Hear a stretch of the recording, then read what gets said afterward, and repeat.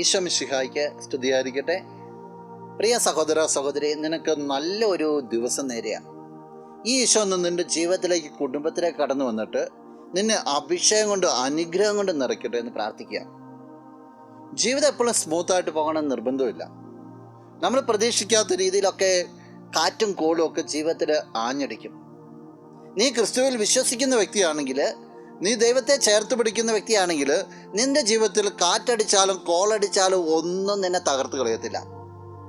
ഈശോ ശിഷ്യന്മാരോട് കൂടി തോണി കയറി പോകുമ്പോൾ വലിയ കാറ്റും കോളുമെല്ലാം ഉണ്ടായി ജീവിതം ആഞ്ഞടിക്കുന്ന ഒരു അവസ്ഥ വന്നു കഴിഞ്ഞപ്പോൾ അവർ കരഞ്ഞ് നിലവിളിക്കുമ്പോൾ ഈശോ ചെയ്തത് ഇപ്രകാരമാണ്. വചനത്തെ കുറിച്ച് വയ്ക്കുക.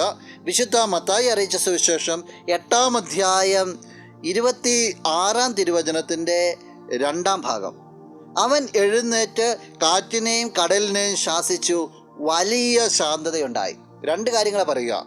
ഈശോ എഴുന്നേറ്റിട്ട് കാറ്റിനെയും കടലിനെയും ശാസിച്ചു. ആദ്യം പറയുക, അവൻ ശാസിച്ചു.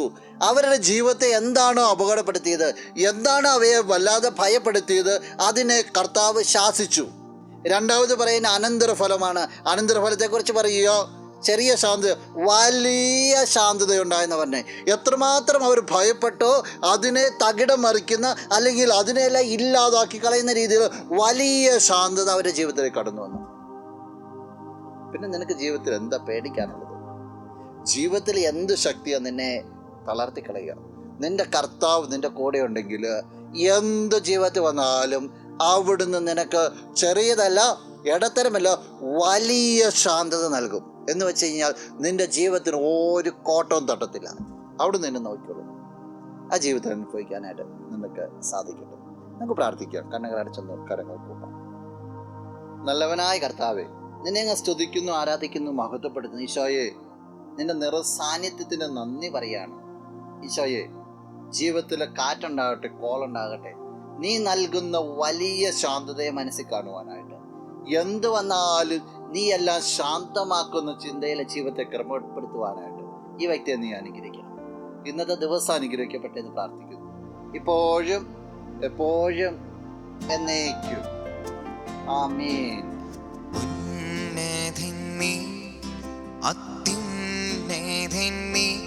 അങ്ങേ പോലൊരു ദൈവമില്ല.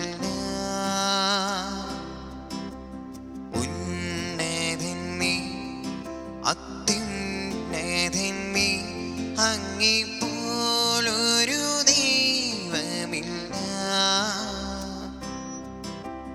അത്ഭുതവാ, അതിശയവാ, നീ മാത്രമേ ദൈവം.